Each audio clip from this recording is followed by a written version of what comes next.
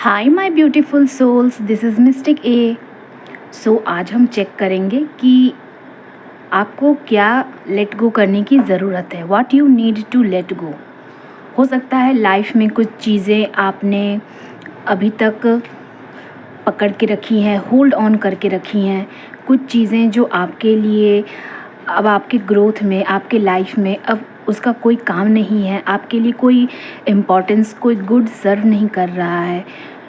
उन चीज़ों को आपको छोड़ देनी चाहिए, पर आपने अभी तक उन्हें पकड़ रखा है, उनको होल्ड कर रखा है। सो हम इस रीडिंग में चेक करेंगे कि क्या वो ऐसी चीज़ें हैं जो आपको लेट गो करनी चाहिए, आपको छोड़ देनी चाहिए।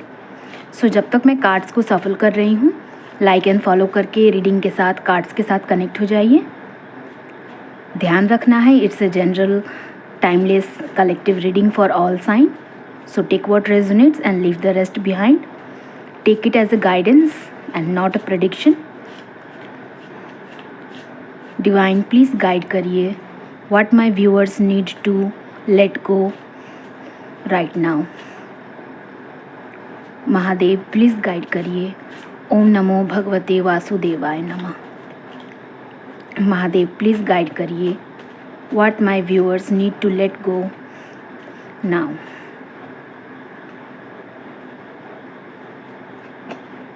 सो हमारे पास 3 कार्ड्स आए हैं, हम तीनों ही ले लेंगे।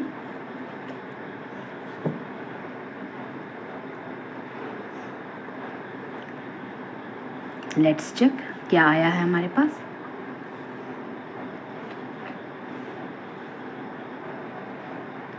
Adventure, clinging to the past, the outsider.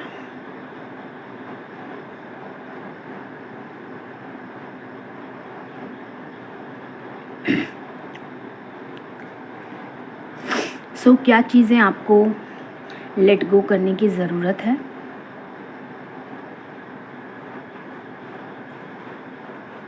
Reading को शुरू करने से पहले मैं एक एक कार्ड इस डेक से भी इन तीनों कार्ड्स के लिए निकालूंगी और क्या आ रहा है इस डेक से। Let's check.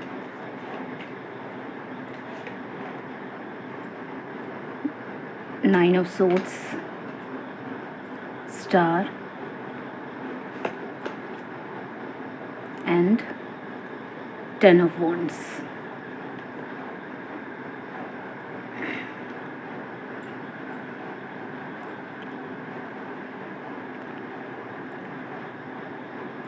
ओके, सो सबसे पहली जो चीज़ मुझे इस पूरे रीडिंग में नज़र आ रही है, क्लिंगिंग टू द पास्ट। आप कहीं ना कहीं पास्ट की चीज़ों से खुद को अभी तक बाहर निकाल नहीं पाए हैं। जैसा कि मैंने कहा कि आपने क्या होल्ड कर रखा है जो आपको बहुत पहले छोड़ देनी चाहिए, लेट गो कर देनी चाहिए अपने पास्ट में। पास्ट में जो भी चीज़ें आपके साथ हुई हैं, जो भी एक्सपीरियंसेस आपने सहा है, जो टॉक्सिक साइकिल्स, जो भी एक्सपीरियंसेस, नेगेटिव पैटर्न्स, जो भी कुछ अप्स एंड डाउन्स लाइफ में आए हों आपके पास्ट में, चाहे वो आपके इन जनरल लाइफ सिचुएशंस को लेके हो, करियर को लेके हो, फाइनेंसेस को लेके हो, लव या रिलेशनशिप को लेके हो, किसी स्पेसिफिक पर्सन को लेके हो, या किसी कनेक्शन को लेके हो, कुछ भी जो भी चीज़ें आपके साथ आपके पास्ट में हुई हैं, उनसे आपको अपने आप को दूर करना है। Don't cling yourself to the past things. Past को पकड़ के रखने से आप ना तो प्रेजेंट में जी पाएंगे और ना ही आप अपने फ्यूचर के लिए खुद को प्रिपेयर कर पाएंगे। कहीं ना कहीं आप अभी तक पास्ट के एनर्जी में अटके हुए हैं। आप एक पैर फ्यूचर में बढ़ाना चाह रहे हैं और एक पैर आपने पास्ट में कर रखा है। इस तरीके से आप कहीं भी नहीं जा पाएंगे। 5 की एनर्जी है, 5 की एनर्जीज़ है, 5 चेंज को रिप्रेजेंट करता है।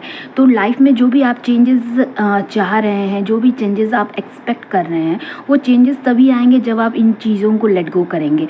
अपने पास्ट को, जो हो चुका है वो अब आपका पास्ट है, उससे बस लेसन लेना है, वहाँ से सीख लेनी है, क्या आपने करना चाहिए, क्या आपने नहीं करना चाहिए, क्या गलती आपको फिर से नहीं दोहरानी है, क्या चीज़ों पे अब ध्यान देना है, किस तरीके से अब आप अपने लाइफ में उस लेसन को इम्प्लीमेंट करेंगे। ये सारी चीज़ें वहाँ से लेनी है और फिर उस पास्ट को जहाँ है वहीं पे छोड़ देना है और आगे बढ़ना है। प्रेजेंट में आपको जीने के लिए कहा जा रहा है। आउटसाइडर की यहाँ एनर्जी निकल के आई है। कुछ दरवाज़ों को ईश्वर ने आपके लिए जानबूझ के बंद कर रखा है। उस तरफ आपको जाने की अनुमति नहीं दी जा रही है। आपको ऐसा फील हो रहा होगा कि आई एम एन आउटसाइडर, मुझे क्यों नहीं इस दरवाजे के उस तरफ जाने को मिल रहा है, ये दरवाज़ा मेरे लिए खुल क्यों नहीं रहा है, ये अपॉर्चुनिटी मेरे लिए वर्क क्यों नहीं कर रही है। आप उस चीज़ों पे अपनी टाइम एंड एनर्जी को वेस्ट कर रहे हैं। आप वहीं खड़े होके उसी गेट पे उसे पकड़ के खड़े हैं और आप इंतज़ार कर रहे हैं उस गेट के खुलने का, उस अपॉर्चुनिटी के खुलने का, उस एक पर्सन के रेसिप्रोकेट करने का, उस एक सिचुएशन के ठीक होने का, उस एक करियर या उस एक जॉब, उस एक अपॉर्चुनिटी के वर्क करने पर कहीं ना कहीं वो वर्क नहीं कर रहा है, क्योंकि यूनिवर्स नहीं चाहता कि वो आपके लिए वर्क करे। वो आप कितना भी कोशिश कर लेंगे उस गेट को खोलने की, वो कभी खुलेगा नहीं, आप उसको कितना भी कोशिश कर लें। सो आपको आउटसाइडर की तरह फील हो रहा है। And again we have number 5। So 5 number आपके लिए इम्पॉर्टेंट हो सकता है। आप में से बहुत से लोगों को 555 नंबर या 55 नंबर दिख रहा होगा। और ये रीडिंग भी हम तब कर रहे हैं, मई के महीने में कर रहे हैं। सो मई का महीना आपके लिए कहीं ना कहीं इम्पॉर्टेंट होगा। 5 आपके बर्थ चार्ट में या आपके लाइफ से कहीं ना कहीं रेजोनेट करेगा। सो वहाँ पे खड़े नहीं रहना है, उन चीज़ों को लेट गो करना है जो आपके लिए वर्क नहीं की, जो आपके लिए नहीं खुल रहे हैं, जो अपॉर्चुनिटी आपके लिए वर्क नहीं कर रही हैं, उनसे खुद को अलग करना है, उनसे खुद को दूर करना है और वहाँ अपने एनर्जी को, अपने फोकस को शिफ्ट करना है जहाँ आपके लिए कुछ यूनिवर्स ने पहले से सोच रखा है। A new adventure, a new opportunity, a new way, a new direction, वहाँ जाना है। हो सकता है कि अभी आपके लिए वो जगह जो है बिल्कुल अनसीन हो। यहाँ पे भी आप देख रहे हैं बिल्कुल धुंधला है, क्या है इसके पीछे आपको दिखाई नहीं दे रहा है, पर आप वहाँ जाना चाह रहे हैं। पर यूनिवर्स ने आपके लिए एक रास्ते को बंद कर रखा है जिसकी चाबी आपको नहीं दी जा रही है। और यहाँ पे भी आपके लिए एक न्यू बिगनिंग, एक न्यू अपॉर्चुनिटी, एक न्यू डायरेक्शन है। और यहाँ पे भी आपको कुछ दिखाई नहीं दे रहा है कि कहाँ जाना है, क्या है मेरे लिए, पर आपको यूनिवर्स को ट्रस्ट करना है और अनसीन में, उस अनसीन डायरेक्शन में आपको मूव करना है पूरे फेथ के साथ, पूरे ट्रस्ट के साथ कि यूनिवर्स आपके लिए वहाँ पे ज़रूर कुछ ना कुछ ऐसा रखे हैं, उस डायरेक्शन में आपके लिए कुछ ना कुछ ऐसा ज़रूर मिलेगा जो आपके लिए होगा, आपकी ग्रोथ के लिए होगा और आपके बेटरमेंट के लिए होगा। आपके यहाँ एनर्जी में 9 ऑफ सोर्ड्स की एनर्जी है। इस anxiety, stress, tension, over thinking, जो भी चीज़ें आपके दिमाग में चल रही हैं, इन सारी चीज़ों को लेट गो करना होगा आपको। इतना सोचने की ज़रूरत ही नहीं है। आप उस चीज़ों पे अपना दिमाग लगा रहे हैं, अपनी एनर्जी वेस्ट कर रहे हैं जो चीज़ें आपको सोचने के लिए है ही नहीं। जो चीज़ें आपके सोचने के लिए है, आपके कंट्रोल में है, आपके करने के लिए है, आपको अपना ध्यान उस चीज़ों पर फोकस करना है। उन चीज़ों पर नहीं करना है कि जो चीज़ें आपके कंट्रोल में नहीं है या आपके कंट्रोल से ऑलरेडी बाहर हो चुकी हैं। अब आप पास्ट की चीज़ों को लेके अभी भी सोच रहे हैं, अभी भी ओवर थिंकिंग कर रहे हैं, अभी भी स्ट्रेस ले रहे हैं, एंग्जाइटी ले रहे हैं, अपना स्लीप शेड्यूल डिस्टर्ब कर रहे हैं, तो उससे क्या हो जाएगा। पास्ट की चीज़ें जो थी वो पास्ट में थी, उसको जो है अब लेट गो करने की ज़रूरत है। वहाँ से सिर्फ लेसन्स अपने साथ लाना है, बाकी चीज़ों को पास्ट में ही छोड़ देना है और उस लेसन्स को अपने आने वाले लाइफ में, अपने प्रेजेंट सिचुएशन में उस लेसन को इम्प्लीमेंट करना है और उससे अपनी लाइफ को बेटर करना है। कहीं ना कहीं आपको ये होप बना के चलना होगा कि अब जो होगा लाइफ में वो बिल्कुल सही होगा। पास्ट में जो भी चीज़ें हुई हैं वैसा फ्यूचर में नहीं होने वाला है। पेशेंस रखना है आपको, डिवाइन पे आपको पूरा फेथ रखना है। डिवाइन सपोर्ट आपके पास है। डिवाइन के साथ आप हमेशा एक इनविजिबल स्ट्रिंग के साथ कनेक्टेड हैं।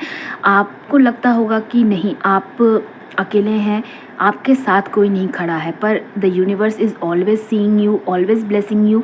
और आप एक इनविजिबल थ्रेड के साथ हमेशा यूनिवर्स से कनेक्टेड हैं। सो आपको ये फेथ, ये होप खुद पे और यूनिवर्स पे रखना होगा। चीज़ों को लेट गो करना होगा और बाकी चीज़ें उनको सरेंडर करने की ज़रूरत है।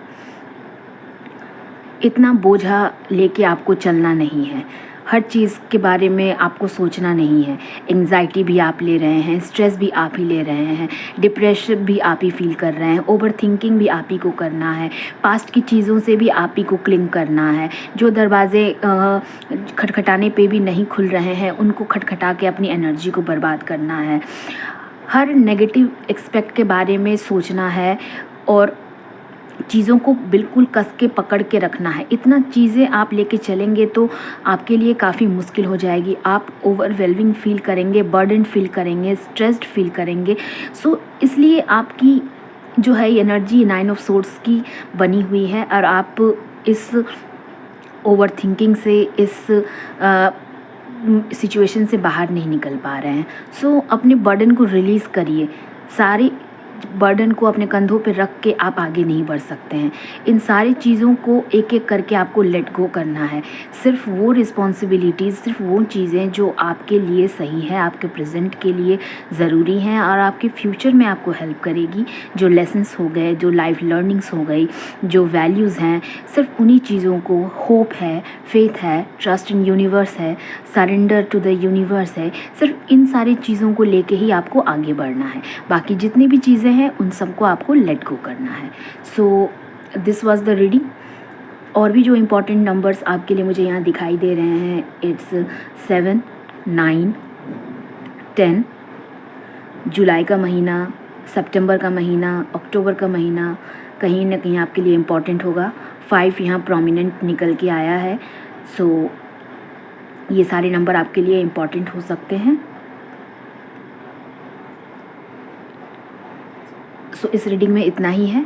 अगर रीडिंग आपसे रेजोनेट की हो, कुछ गाइडेंस मिला हो तो इसे लाइक एंड फॉलो ज़रूर करिए। This is mistake a saying bye bye.